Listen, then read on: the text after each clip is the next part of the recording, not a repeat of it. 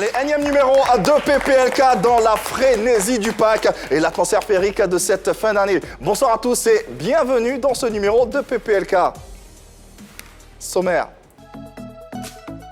En plus de cette vue panoramique à 360 que nous ferons sur la vie de nos célébrités, ce numéro de Pipolémique sera meublé d'échanges et de blagues à l'ivoirienne. Aujourd'hui n'est peut-être pas le dernier jour de la semaine, mais il sera assurément le jour où vous découvrirez autrement Avéro Jazz.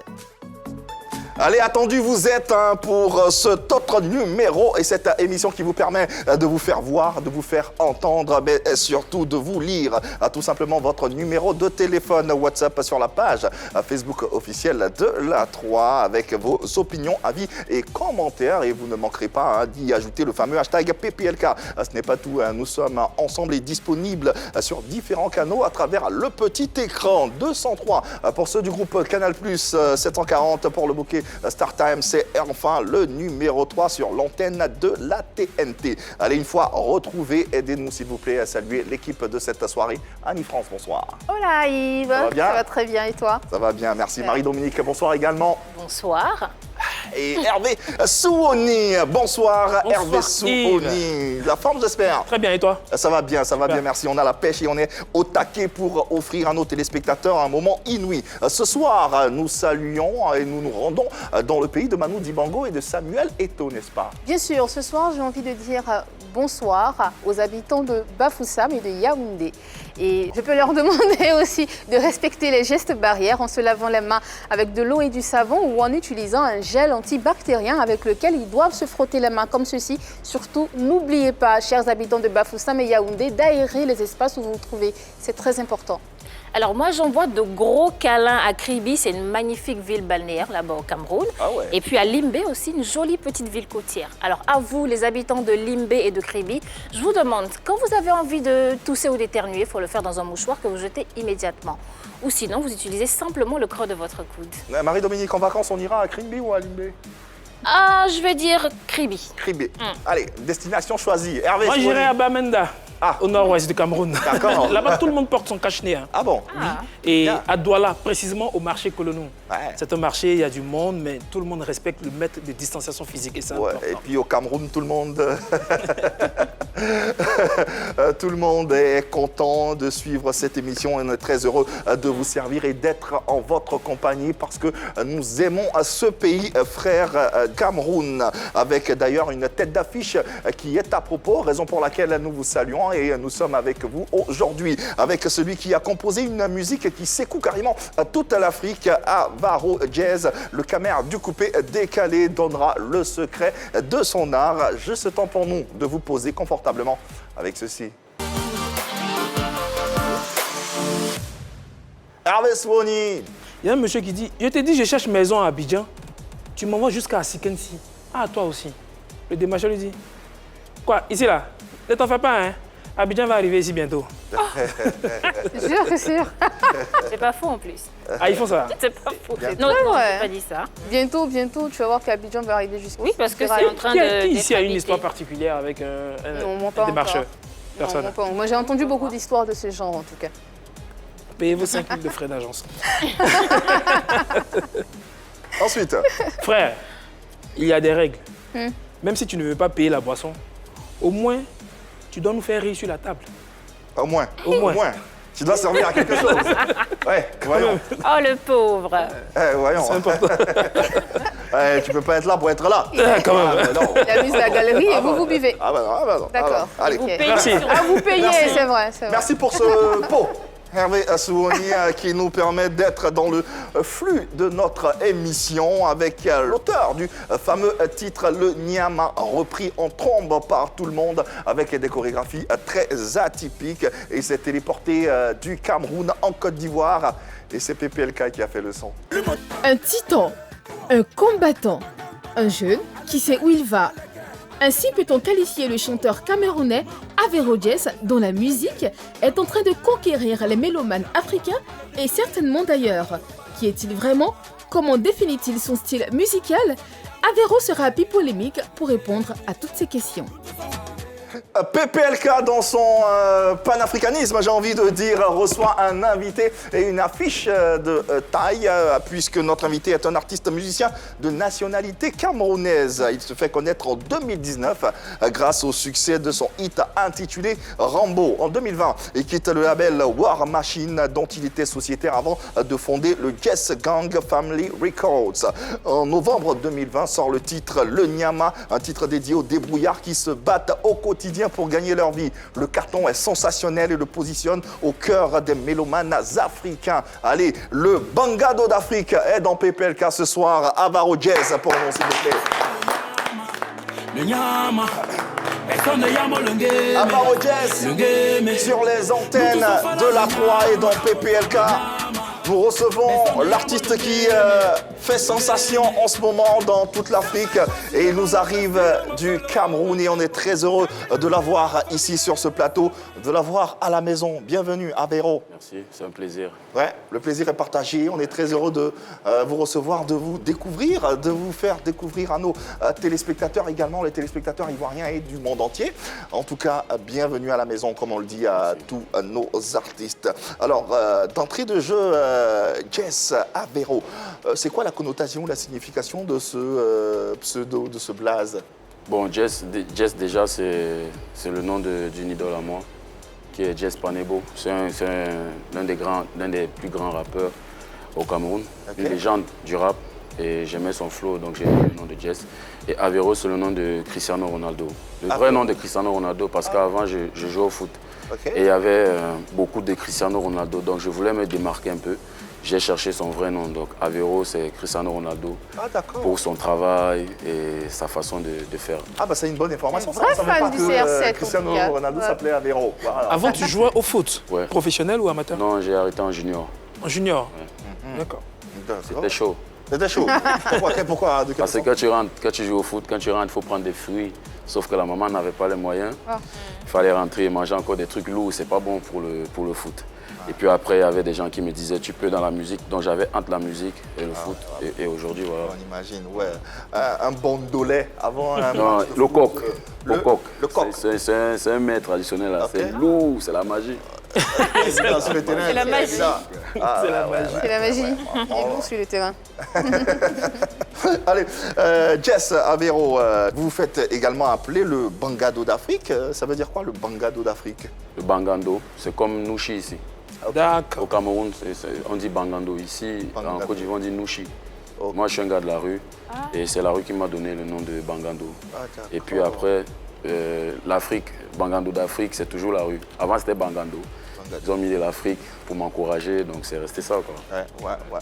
Et ce Bangado d'Afrique fait sensation, on vous l'a dit, sur tout le continent à travers un talent qui est très plébiscité et qu'on vous propose avec ce numéro de PPLK, Avaro Jazz. Avaro Jazz, ouais, un artiste qui marque son époque et qui fait bouger tout le continent africain et qu'on va découvrir ou redécouvrir dans ce numéro de PPLK. Avero, c'est un style très particulier, atypique, que tu as décidé de nommer l'afro-dégamé, c'est bien ça? Ouais. Afro-dégamé, qu'est-ce que c'est et d'où ça vient cette inspiration? Bon, l'afro-dégamé, c'est un mélange de beaucoup de styles. C'est un état d'esprit, c'est une façon de faire. Moi, je suis un peu dégamé, c'est-à-dire que sur le plateau, là, ça peut se passer comme ça peut pas se passer. Donc, je suis un peu...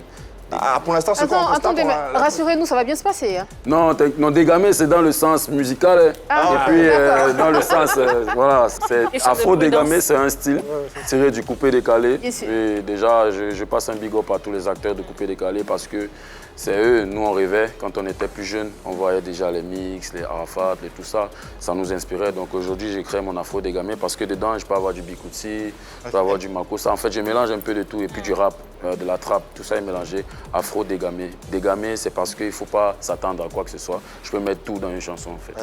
Ok, c'est bien clair, en tout cas. D'accord, arrêtons-nous sur le coupé-décalé. Il y a d'autres influences, tu l'as dit, mais pourquoi ce genre spécifiquement? Pourquoi le coupé-décalé dans ta musique? J'ai été influencé par la légende, tu vois. La légende d'Arafat, c'est ça qui m'a beaucoup inspiré.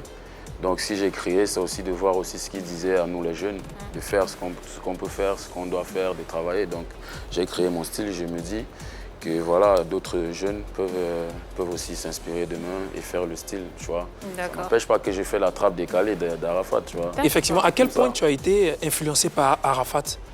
C'était trop. Ah oui, c'est une grosse légende qui a influencé beaucoup d'artistes, en particulier moi. Malheureusement, je ne l'ai jamais rencontré, mais j'ai été vraiment influencé par sa manière de faire, sa façon de donner la force. Parce que moi, quand je me levais le matin, si j'étais faible, dès que je regardais une vidéo d'Arafat, j'avais de l'énergie, tu vois. Ouais. C'était pas parce qu'il avait dit quelque chose, mais rien que sa façon de faire, tu vois. Oui, tout ça là, ça inspire. C'est ça qui se passe actuellement. Il y a des jeunes qui me disent, moi quand j'écoute Nyama, je me lève, pourtant j'étais fatigué de faire ce travail et tout, tu vois. Donc Arafat a vraiment influencé Avero Jazz. C'est ça. Aujourd'hui, on peut dire que tu es considéré d'une certaine manière comme étant le DJ Arafat du Cameroun. Est-ce que tu l'assumes? Non, je ne peux pas dire ça comme ça, parce que c'est trop. Ah, d'accord. C'est trop, parce que ce sera, je vais dire que ce sera comme si tu te compares, tu vois. Moi, je prends ce qu'on me donne. Si les gens disent ça, c'est parce qu'ils ressentent quelque chose en esprit, tu vois. Du coup, je suis content qu'on dise ça de moi parce que je marque avec ma musique. Mais être le DJ Arafat, il n'y a pas de DJ Arafat, il y a qu'un seul. Hein. Le seul et l'unique, tu vois. Moi, je suis à Avero Jazz, inspiré de DJ Arafat et tout ça. Au moins, tu assumes cette inspiration, cette influence. J'assume l'inspiration, mais pas d'être le. Aujourd'hui, je me suis auto-proclamé le 30 km. Parce que tu étais comme lui? J'étais très têtu. Ah, à quel point? Au point où, si ça n'allait pas, j'ai dégamé, tu vois. Partais au point? Mais bien sûr, je viens de la rue, mon frère. Si tu t'amuses, ça se passe comme ça, tu vois. Et moi, j'ai compris qu'aujourd'hui, la musique, faire la musique, c'est comme votre travail, là. Se lever le matin, aller au travail et rentrer. Ouais. Faire des trucs clash et tout, ça n'aide pas. Donc, du coup, le 30 km, ça a dit tout passe sur moi, tranquille. Mais sinon, le côté rue, le côté là, je pense qu'Arafat avait raison d'être comme ça. S'il y avait clash, parce qu'il vient de la rue. Et moi, je viens de la rue, ce que je vais expliquer, c'est quoi? Si tu m'attaques, c'est pas parce que je suis les 30 km que tu m'attaques 1, 2, 3 fois, je vais te répondre d'une manière, tu vois. En parlant des clashs avec Arafat, ça marchait bien. Hein, et il n'attendait pas d'être attaqué. Des fois, lui, il attaquait. Bon, moi, je sais pas. Pour l'instant, ça ne t'inspire pas ça plus que ça. Ça m'inspire pas. Je sais qu'il se mettait sur les réseaux et il disait... Et puis après, il disait des trucs qui, après aussi, faisaient connaître d'autres personnes. Donc, c'était le truc, en fait. Du coup, Arafat, c'était quelqu'un qui lançait tout le monde. Mais ce qu'on m'a dit, moi, je ne l'ai pas connu, personnellement. Ce qu'on m'a dit, c'est que c'était quelqu'un de très généreux, très humble. Donc, du coup, s'il le faisait, ça avait quelque chose à ajouter dans son mouvement. On retient que Avero assume l'influence artistique, musicale, mais le côté sombre, ça, il le laisse à Arafat. Avec la légende pour le vieux qu'il a été. Ok. Alors, nous, en Côte d'Ivoire, ici, l'artiste camerounais qu'on sait assez proche de DJ Arafat, tant dans les rapports que dans le style musical, c'est Ténor. Ouais, Ténor. Ténor, l'artiste camerounais, quels sont vos rapports? Bon, Ténor, déjà, pour moi, c'est un artiste que je respecte parce qu'il est très talentueux. Et voilà, dès qu'il y a le talent, moi, je respecte. Sinon, avec la relation avec Arafat, il s'appelle Sama. C'est Zeno Sama. Ça veut dire que c'est Arafat qui lui a donné le nom. Donc si vous devez appeler quelqu'un d'Aïchi du Cameroun, là, c'est Ténor, c'est pas moi. C'est un Sama, c'est de la famille Sama. Donc voilà. Et quels sont vos rapports avec Ténor? C'est tranquille, on est des artistes, on se voit. Pas proche, mais on sait qu'on est en train d'évoluer chacun. Tu vois? Donc, respect? Respect. Moi, respect. Mais justement, pardon, permets-moi de revenir sur le sujet Arafat. Derrière cette volonté d'appartenance, cette volonté de vouloir faire comme Arafat, de le voir, de l'idéaliser, est-ce qu'il n'y a pas une façon pour toi, malgré tout, de prendre sa place dans le cœur des Chinois et par ricochet dans le cœur des Ivoiriens? Bon, ce que je vais dire, c'est que je suis arrivé, c'est pas ma première fois en Côte d'Ivoire, ça fait 2 mois que j'étais là. D'accord. Je suis rentré après, c'est le succès de Nyama qui me ramène ici.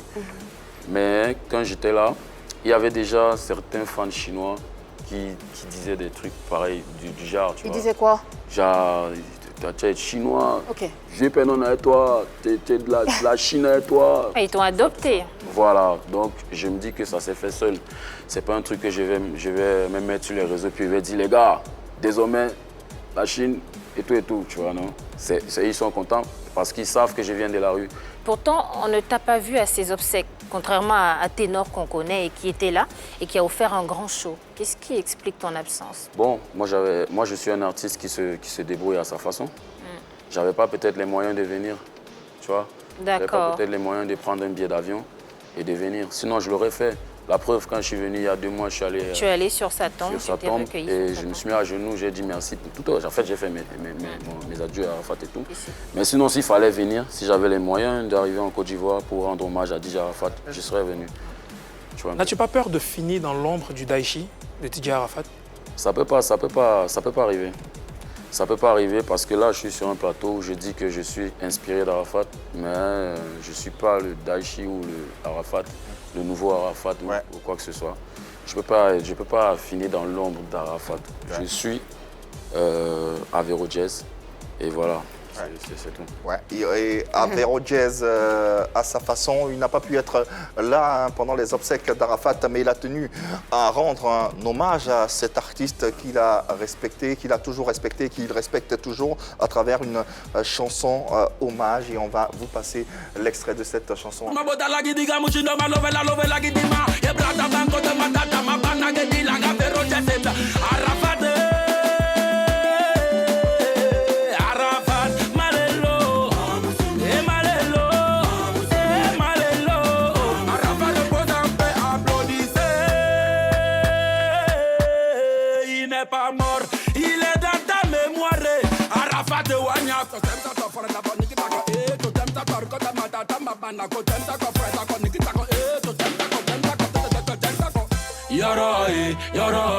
Yoro, they see me jega, yoro, zorobata mesa mandisa, yoro, frappe na mula matala, yoro, moto, kachika, kachika, moto, kachika, kachika, moto, kachika. Applaudissez, il n'est pas mort et il revit à travers cet artiste, encore une fois, Avero Jazz sur les antennes de la 3. Et on vient de voir cet hommage. C'était une façon de revisiter les chansons, les cultes d'Arafat DJ avec cet hommage. Ouais, c'était chap. Dès que j'ai appris, je suis allé au studio. Parce que j'ai même pas sorti le son pour que les gens sachent que j'ai fait ça. Parce qu'il fallait que je me mette en tas avec tout le monde qui sort les chansons et tout. Je l'ai fait pour moi, mais ça allait sur YouTube. Ouais. Mes gars ont décidé de mettre sur YouTube. Personnellement, je ne voulais pas sortir la chanson parce que ça faisait mal, tu vois. J'ai fait la chanson le même jour de Charles Studio, le même jour j'ai chanté, voilà, pour rendre hommage à Arafat. Laissons Arafat et parlons d'autre chose à présent. Et intéressons-nous à ton ex-label War Machine. Avant le confinement, tu étais l'un des artistes les plus publicités, les plus en vogue de la scène camerounaise. Pourtant, durant cette période, même période de confinement, tu sors Covid-19 pour sensibiliser la population contre la pandémie. Tu sors également Nzambé, produit par Jess Gang. Par Slacha, mon arrangeur. Voilà. C'est ton nouveau label, mais malheureusement, ces 2 singles sont passés inaperçus. Ouais. Déjà, comment et pourquoi on passe de War Machine à Jess Gang? Jess Gang existe depuis. J'ai des danseurs depuis 11 ans qui sont toujours là aujourd'hui avec moi. J'ai un manager depuis 11 ans qui est toujours avec moi. En fait, l'équipe existe depuis. Jess Gang existe depuis, mais tu vois un peu, genre Jess Gang. Okay. Voilà, mais c'était pas officiel. Okay. Du coup, les sons Covid et tout ça, c'est des trucs parce que avec le label, il fallait attendre la période Covid pour sortir des sons. Mais moi, j'aime chanter. Ça bouillait en toi. Voilà, il fallait sortir les trucs. C'était pas pour dire au label que je veux sortir ça, mais j'ai des fans, tu vois. Je voulais sortir un truc pour le Covid. Et Zambé, c'est un featuring avec mon frère Luté plus 2. Donc on a fait le son. Sinon, ça n'a pas été, ça n'a pas fait la promo avec War Machine. Voilà. Donc c'était pour YouTube en fait. Mais ça n'a pas empiété tes relations avec ton label? Pas vraiment. Pas vraiment. Pas vraiment parce que personne n'a jamais parlé de ça. on a laissé le truc, on a fait les sons. J'ai fait les sons au studio avec mon arrangeur, mais c'était pas en réalité War Machine, tu vois. C'était des sons Jazz Gang. D'accord. Mais je ne vais pas dire que c'était pour un coup de gueule, mais c'était parce qu'il fallait. Ovi, c'était la période. Zambé, c'était Dieu. Zambé, c'est notre son, c'est que c'est Dieu. Donc c'était une façon de mélanger les trucs. D'accord. Mais aujourd'hui, vous n'êtes plus ensemble? Non, on n'est plus ensemble.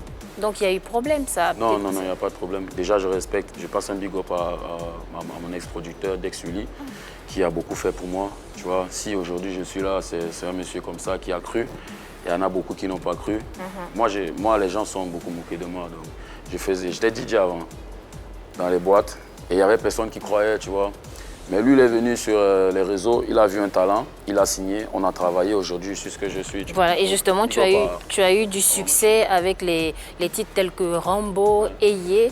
Comment tu peux laisser ce label-là, qui est professionnel, qui sait comment t'accompagner, au Jazz Gang, et toi-même tu le dis, Jazz Gang n'était pas officiel? C'était pas officiel, mais il faut préciser que je n'ai pas laissé le label. Le contrat est arrivé à terme, tu vois. Et vous ne l'avez pas reconduit, ce contrat? Voilà. Pourquoi? Parce qu'il fallait faire les choses différemment. Il fallait attaquer d'une autre façon. Il fallait donner une autre importance à ma vision. Donc voilà, je suis un grand garçon. Je respecte ce que j'ai fait avec War Machine. Mais après... Dans une coupure de presse, tu disais ceci, il y avait des petits problèmes, je ne veux pas rentrer dans les détails, sauf si un jour je m'énerve. Alors, est-ce que tu peux t'énerver sur ce plateau-là, s'il te plaît? Ce jour-là. Non, vous allez chercher quoi?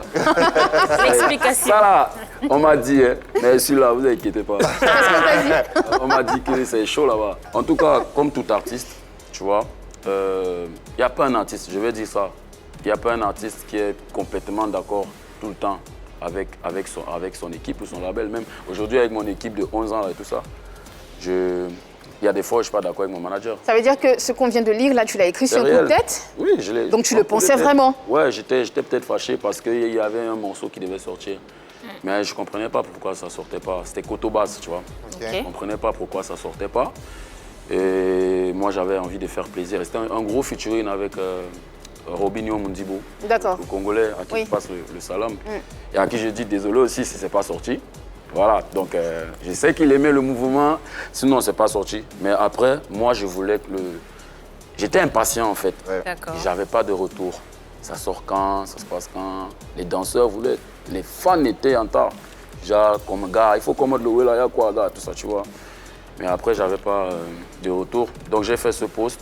Quand j'étais encore têtu, j'étais pas encore les 30 km. Sinon, il n'y a pas de souci. Aujourd'hui, j'essaie d'avancer tout en disant toujours merci. Même quand j'ai pris un trophée il y a quelques jours, voilà, c'est de remercier au fond ce qui s'est passé avec le label. Et l'artiste, je veux dire, un artiste quel qu'il soit, il est libre d'avoir des choix, il est libre d'avoir également différentes orientations et je pense que c'est ce qu'il vient de nous expliquer.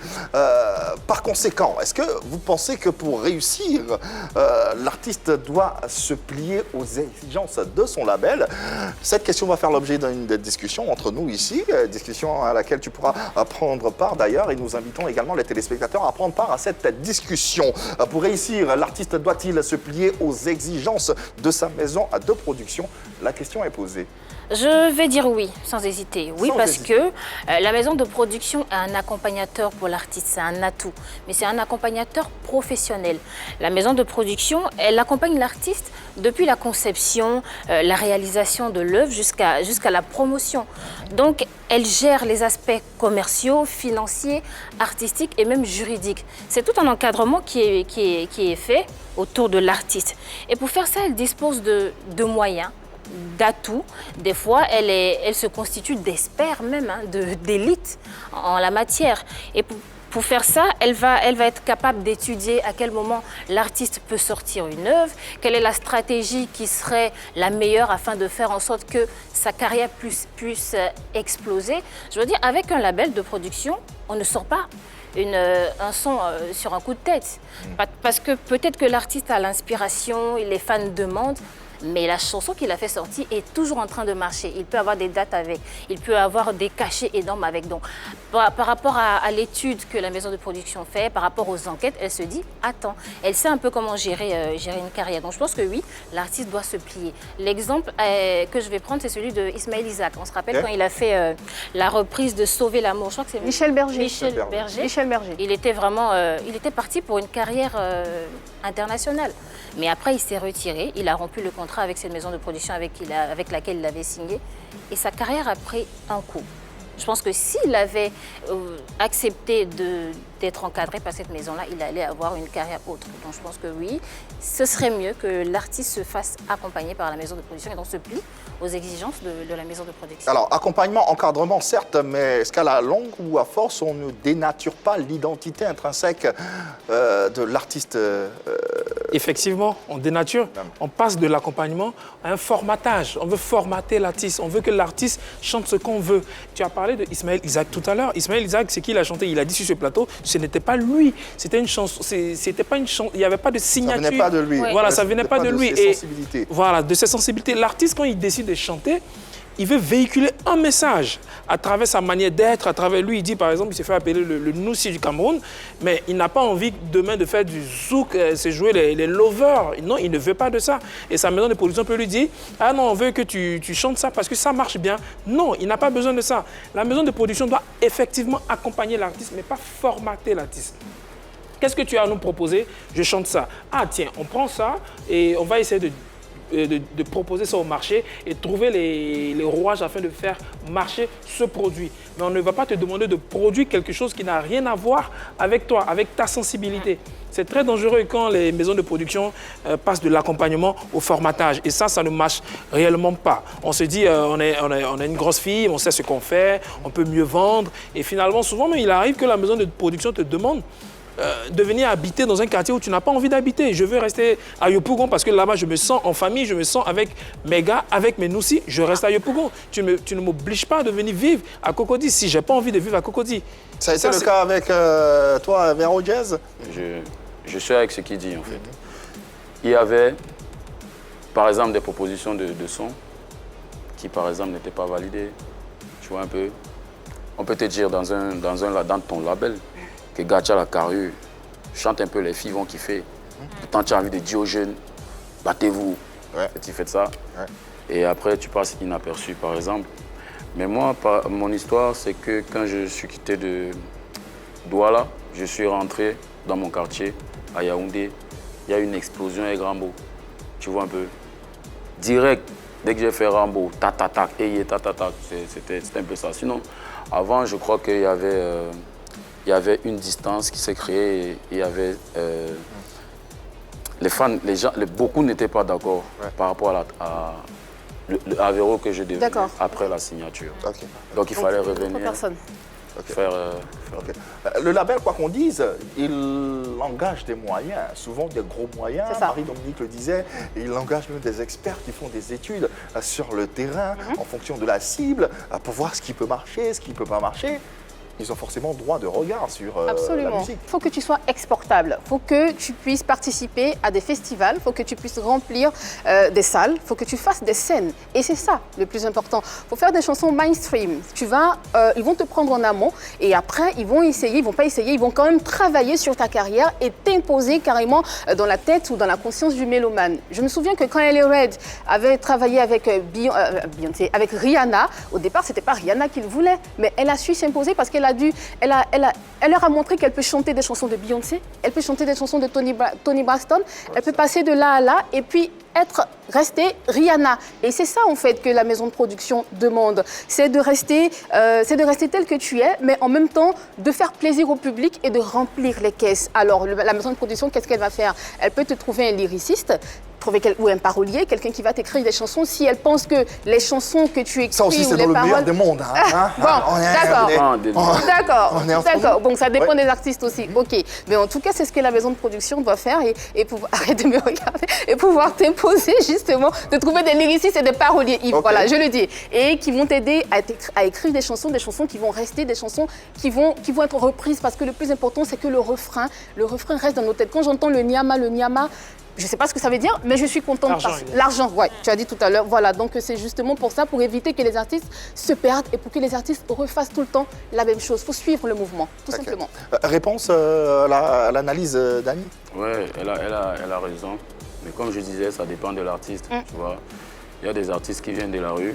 Si tu es encadré d'une autre façon, c'est pas pareil. Hein. D'accord. Tu vois un peu. Tu peux venir de la rue, mais on veut te jouer les chocos et tout. Ça passe pas. Par exemple, si tu prends un gars qui était totalement dans la rue, qui faisait ces trucs tout le temps, il faut l'encadrer de cette façon. De cette façon, oui. Il ne faut pas le dénaturer. Il ne faut pas le dénaturer. Dès que tu fais ça, c'est plus le même artiste. Il peut avoir la même inspiration, chanter des choses, mais ce n'est pas le même esprit. Est-ce que War Machine t'a demandé de faire des slows? Il y avait des sons. J'ai beaucoup appris avec War Machine. D'accord. Ouais, déjà, le producteur, c'est un très bon chanteur. Ouais. Donc, à la maison, Dex Willy, très souvent, on faisait des répètes, il mettait le beat, on s'amusait. Donc, bien avant de signer, je m'évadais. Parce que ce qui me fait signer avec le label, c'est pas un coupé décalé ou un afro dégamé, c'est un bikouti. Voilà, j'ai fait un bikouti et puis le label est venu. Ça fait que moi, étant DJ, je m'évadais souvent. C'est-à-dire, quand tu es DJ, parce que moi j'étais speaker, il y avait Labassi premier qui faisait les mix. Et après, quand tu chantes, tu écoutes beaucoup de rythmes. Donc quand moi je rentrais à la maison, j'essayais tous les rythmes, tu vois un peu. Mais quand je suis arrivé, j'ai travaillé avec War Machine, beaucoup de styles et tout. Tout en gardant mon système. Un téléspectateur en ligne pour nous porter un message, vous poser une question. Il se nomme Ange Tavares et nous le recevons. Bonsoir Ange et bienvenue. Bonsoir famille PPLK. Voilà, aujourd'hui je m'adresse à ma star. Voilà, c'est son son Nyama. Bon, c'est un son qui est plein. Voilà, ce matin même je l'ai écouté. Et puis toujours que tu fais, j'écoute seulement. Le son est doux même, c'est très chic. Mais en vrai dit, je ne connais pas le fond. Il ne sait pas ce que ça veut dire. Pardon mon frère, comme tu es là, il faut m'expliquer, hein, Master. Pardon. Parce qu'il ne connaît même pas ce que ça veut dire. Toujours les gens disent c'est ça, mais moi je ne sais pas. Non, ce qui est ça là, c'est ça, il faut me dire. Voilà, et puis la deuxième question, c'est le son Rambo là. Rambo, voilà, le son assez doux, hein. Voilà, j'aime ça même. Parce qu'avant j'avais la poitrine, une bonne masse corpulente, voilà, il a fait ça bien. Mais vraiment tu as été inspiré. Voilà, tu as été inspiré. Mais dis-moi, qu'est-ce qui t'a motivé, voilà, pour faire sortir ce tube-là? Et jusqu'à même ça a pris même ici en Côte d'Ivoire. Voilà, et puis si déjà tes sons prennent ici en Côte d'Ivoire, c'est qu'au Cameroun, tu tues, c'est que tu déjà. Merci mon frère, big up, et salut toute la famille PPLK. Angelo, on te salue aussi, mais Angelo c'est un fan, hein? Ah ouais. Ah ouais. Salut Angelo, salut. On connaît toutes les chansons. Bah ouais. Ouais, c'est des bonnes questions. Parce que Nyama, moi j'ai grandi dans un marché. Tu vois, j'ai vendu les plastiques, j'ai fait la brouette. Il faut savoir montrer à ceux que tu encourages que tu avances. Sinon, tu ne les encourages pas. Je suis d'accord. Voilà, donc moi j'ai grandi dans la dèche. Tu vois, il fallait aller se chercher. Les parents n'avaient pas les moyens. Nyama, pour toi Angelo, ça signifie se chercher. C'est pour les grouilleurs, comme vous dites ici. Les gars qui se font là, les beaux-ailleurs qui vont... Les beaux-ailleurs, c'est-à-dire tu prends la route, tu prends le bateau, tout ça, tu vas au fond quoi. Beaux-ailleurs, c'est un outil du Cameroun. Ah d'accord, c'est pour ça. Au début, je dis ça. Des personnes qui vont à l'aventure. À l'aventure, oui. Je dis ça à tout cela parce que tu ne peux pas aller à l'aventure pour rien. Si tu es bien chez toi, pourquoi tu vas aller à l'aventure? Donc j'encourage ces personnes-là qui se disent que c'est bon là-bas et tout, à être plus fort parce que c'est dur pour eux. Donc pour répondre un peu à ce fan, je vais dire que le Nyama, c'est une façon d'encourager, de chercher l'argent parce que c'est important. Et quel que soit ce que tu fais dans la vie, il faut que tu le prennes au sérieux. Parce que tout a un départ. Je suis sûr que parmi vous, vous n'êêtes pas arrivé ici et devenir ce que vous êtes là. Pas du tout. Il y a des traversées. Du coup, c'est ça le fond de Nyama pour répondre à tous ceux. Et Rambo aussi, ça a un peu le même sens. Rambo, c'est la danse déjà, mais c'est pour dire aux gens qu'il faut être fort. Il faut être fort, il faut se battre, il ne faut pas lâcher. Mais j'ai mis un peu du comique dans Rambo, par exemple. Ça pour faire rigoler, mais tout en en expliquant dans certaines parties que le combat, c'est ma vie, tu peux pas négocier. C'est de donner la force, en fait. Donc, Nyama, Rambo, c'est pareil. Véritable hymne à l'espoir. Ces chansons sont sur toutes les lèvres des Africains. La reprise en vidéo sur les différents réseaux sociaux. Le Nyama, d'ailleurs, que nous vous proposons à travers une belle compile vidéo des différentes reprises sur Internet. C'est très marrant et c'est très plaisant également. Propulsez également cette chanson avec différents challenges que vous venez de voir. Finalement, l'histoire de cette chanson, le Nyama, ça part de ton vécu. Ça vient du vécu. C'est de... En fait, c'est quelque chose que... Et quand tu te décides à dire non, mon vécu, je dois mettre ça en chanson. Bon, moi, j'ai compris que chaque fois que je chante quelque chose qui me concerne, ça touche les gens.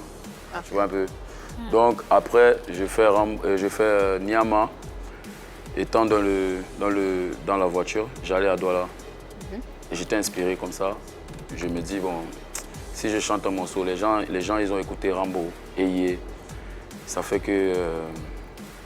ils se demandent si vraiment je peux chanter. Ah. Parce que Nyama, c'est chanter. Oui, c'est ça en fait. Tu vois? En tout cas, tu montes dans les aigus. Oui, voilà. Du coup, je me dis, si j'ai fait un truc comme ça, ça va permettre aussi à certains mélomanes et à tous ceux qui me suivent de savoir que je peux chanter. D'accord. Et d'encourager aussi les autres. Donc, Nyama, c'est d'une façon en esprit de transmettre ce que moi je peux transmettre à tous ceux qui se battent. C'est un peu défendre les causes de tous ceux qui se battent en ayant honte de ce qu'ils font dans la vie. Il y a d'autres qui font la brouette, je ne sais pas comment vous appelez ici. C'est pareil. Oui, c'est ça. Oui, la brouette. Et qui ont honte. Voilà. Ouais. Tu vois un peu. Pousse, ouais. Oui. Il y a un petit discours qui s'est passé au Cameroun. Là. Les gens disaient qu'à cause de toi, les brouetteurs maintenant taxent en puissance. Tu vois? Donc maintenant que tu arrives un brouetteur, dès que tu lui dis accompagne-moi là, il te dit que mon frère, ça a changé. Hein. On a chanté pour les brouetteurs, attention, il faut 2000 ici. Là. Tu vois un peu? Donc les brouetteurs, bon, c'est un truc pour faire rire, quoi. Mais sinon, le son, je l'ai fait vraiment pour tous ceux qui se battent. Et si ça, moi, je ne m'attendais pas à ça. Effectivement, à quel moment tu te dis, la mayonnaise prend, ça marche? Et quand je vois des personnalités, quand je vois des artistes comme mon frère Fanico, j'ai vu Aubameyang qui a fait ça en selfie, mais je me dis, c'est quoi ça? C'est fort, hein? Justement, après, comment tu vis ce succès-là? Je suis quelqu'un de très calme, tu vois. Ça se voit en tout cas. Ouais, de 30 km. Exactement. Je sais prendre les choses comme elles viennent. Du coup, heureusement pour moi que Rambo et Eye ont eu un succès. Oui. Donc j'étais habitué déjà quand même d'être appelé partout, de faire ci, mais pas comme ça. Ah. Sinon, je me suis dit, c'est pas tout. Parce que ce qui arrive après là, c'est plus chanter, on a chanté déjà, non? Vous savez déjà qu'on peut chanter. Donc après, ce qui va venir, c'est... C'est la catastrophe, catastrophicalement. Bon, voilà. En tout cas, c'est lui qui a dit que ce sera la catastrophe. C'est la cata. Hein. Et puis, si je dédie le prochain morceau aux Ivoiriens, j'ai fait ça ici chez c'est la guerre. On est content de savoir ça. C'est la guerre. Du coup, il a dit catastrophe. Hein. Okay. Catastrophique. Aujourd'hui, avec le succès... Attends, Annie, pardon, tu me permettras de te couper. On a une exclusivité, on ne peut pas passer sous silence cette exclusivité. C'est vrai qu'il faut qu'il nous dise. Est-ce que tu peux nous donner un air de cette chanson aux Ivoiriens? Qu'est-ce bois le café? Qu'est-ce bois le café? Tu dis que tu n'avais pas besoin de musique, bois le café. Tu as dit que tu as donné Katamana, bois le café. Si tu ne connais pas boire le café, ça signifie que tu as mon mal, parce que j'avance. Ça veut dire que tu dois seulement boire le café. Ça va faire la tomatée. La cata. La guerre. Ça arrive quand? Savourons Nyama. Ça veut dire quoi? Je vais bombarder ça. D'une façon. Vous savez que l'émission est très suivie, non? Donc ils savent déjà que ça vient. Apprêtez-vous. Toi, tu aimes l'exclusivité. Exclusivité maison, en tout cas, on le dit à nos téléspectateurs. C'est ici que vous avez entendu cette chanson. Voilà. Même si c'est en acapella, mais c'est de la bouche de l'artiste pour la première fois. Voilà. Allez, on l'a. Exactement. Tu sors Nyama, tu nous sors une chanson catastrophique, tu as chanté Rambo. Est-ce qu'aujourd'hui, à Véro Jazz, tu ne te considères pas d'une manière ou d'une autre comme étant le meilleur chanteur du Cameroun? Je peux pas. Aujourd'hui, on t'appelle. Attends. Je laisse aux fans. Je sais, humilité, j'ai compris. Ok. Mais en même temps, excuse-moi, quoi, tu as sorti des chansons qui ont marché. On t'appelle partout, tu l'as dit sur ce plateau, tu viens enregistrer un son en Côte d'Ivoire, tu es connu, les Chinois t'adulent, ils t'aiment beaucoup. Est-ce que quelque part, tu te dis pas que je suis le meilleur en ce moment au Cameroun? Bon, on est le meilleur avec Dieu. C'est les fans qui disent. Mais Moi, toi, tu te dis quoi? Qu'il faut que je continue de travailler. Continuer de travailler, d'autant plus au Cameroun. Il y a une flopée de talents avec des artistes urbains, Loco, Magasco, Minx, Ténor, Daphné, Blanche Bailly, Coco, Argenté, bien d'autres. Où est-ce que tu te positionnes parmi tous ces talents? Je suis déjà là. Elle dit ça à la fin. Là, mais où? Que je suis déjà là. Mais où, entre tous, tu te positionnes? Je m'ajoute, en fait.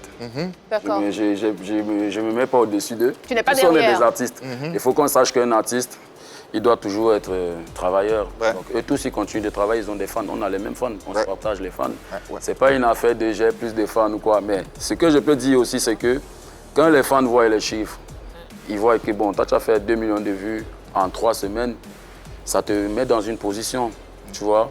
Mais moi, je ne prends pas ça comme acquis, tu vois. Je ne prends pas ça déjà, ouais, et c'est là. Non. Mais je suis déjà là. Un artiste qui est camerounais, qui également a fait la fierté de ce pays et de toute l'Afrique entière, a tenu à te laisser le message suivant. On espère que ça va te faire plaisir. Okay. Yo Aveyron, on dit quoi? C'est le Coran des Corans, on dit quoi? C'est Stanley. Non, moi je suis vraiment fier de ce que tu fais. Et voilà quoi, big up, moi je suis content que tu es en train de conquérir la Côte d'Ivoire, je suis vraiment content de voir ça. Bon vent, beaucoup de courage et boum. Voilà, tout ce que je peux te dire, ce ne sera pas une question pour moi, ce sera plutôt un conseil. Bah tu sais, le succès c'est une énergie et pour conserver ça, il y a beaucoup d'étapes et beaucoup de choses qu'il faut faire.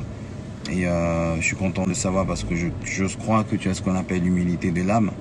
Et le plus dur, c'est de rester au top. Mais sache qu'on est là pour toi, pour te donner un coup de main, pour que tu puisses rester parce qu'on a besoin de ce que tu fais. One love, big up. On va là le nyama.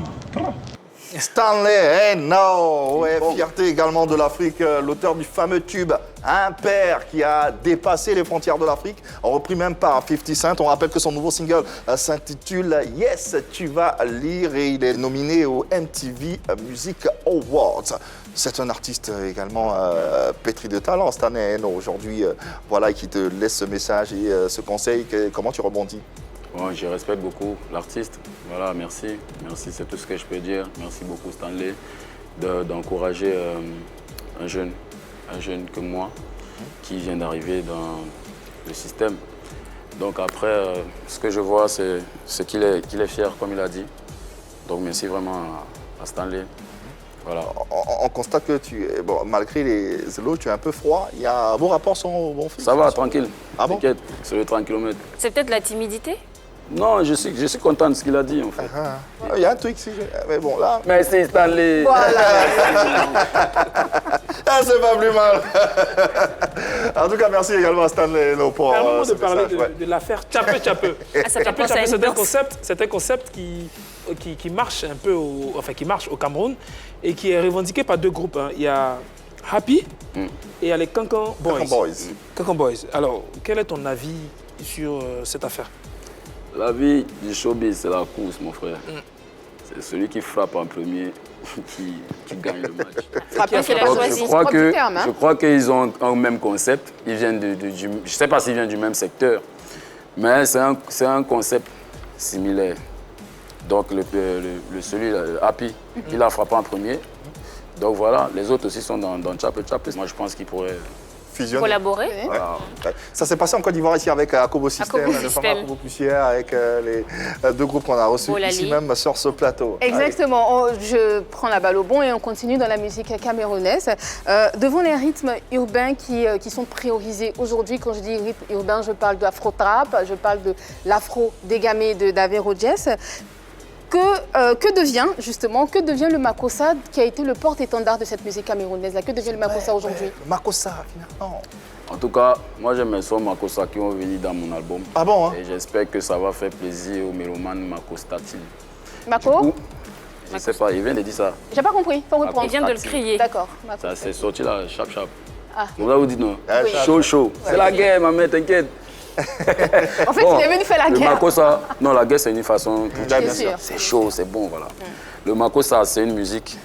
Et ce que moi, j'aimerais dire à mes frères et à la famille camerounaise, c'est que prenons nos musiques un peu et faisons sérieux.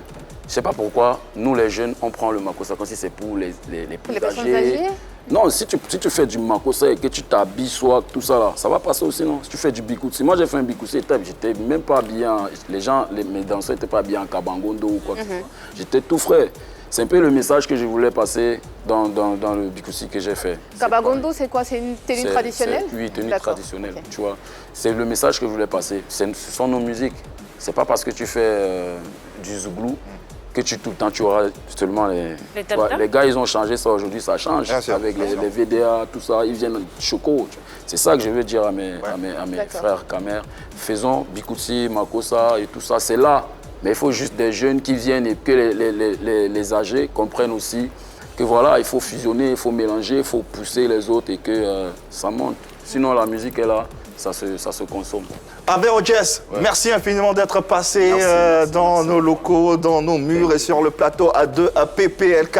On rappelle que tu es à Abidjan à la faveur de différents événements. On va bien sûr les rappeler, le duel des champions qui aura lieu le 19 décembre 2020 avec en attraction Soumbil opposé à DJ Mix. Avero Jazz sera de la partie, il sera sur la scène de ce grand événement. Et puis on a également le concert de KJ le 23 décembre 2020. On te laisse ce soin d'inviter tes fans, tes mélomanes à... Ouais, venez nombreux et on va faire plaisir à tous ceux qui seront là.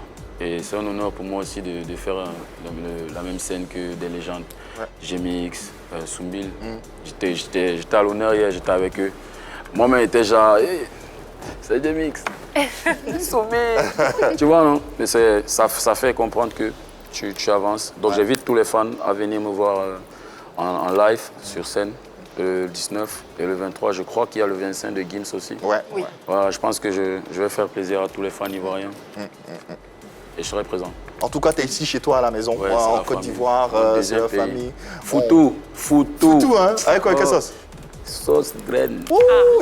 Il connaît. C'est la guerre. C'est à la maison, t'es à la maison. Ouais, on rappelle que Avero Jazz est en Côte d'Ivoire jusqu'au 26 décembre prochain.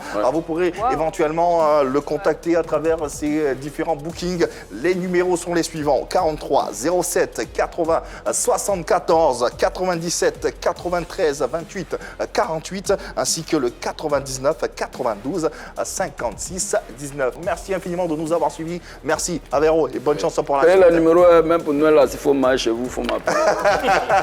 Merci à toute l'équipe. Annie France, merci. Marie-Dominique, merci infiniment. Hervé Souboni, merci. On va se quitter avec une belle prestation, comme vous le savez, d'Avero Jazz avant de se dire au revoir. Showtime, let's go. Jazz, un artiste bien dans ses bottes et de passage ici en Côte d'Ivoire. Les rendez-vous sont pris le 19 décembre prochain au Duel des Champions avec Soumbil et Mix Premier. Il sera présent le 23 décembre également pour le concert de Kejevara DJ et puis au concert de Gims également. Il est présent en Côte d'Ivoire, il est à vous, c'est votre artiste. Merci de le soutenir. En tout cas, merci d'être passé, Avero. Merci. Tu reviens quand tu veux, tu es à la maison. C'est la famille. Merci de nous avoir suivis. On sera de retour chez vous à la maison, vous le savez. Demain, même heure, même canal. Et n'oubliez pas, et surtout, dites-le leur. Il n'y a que l'amour par ici. Allez, bonne soirée, au revoir.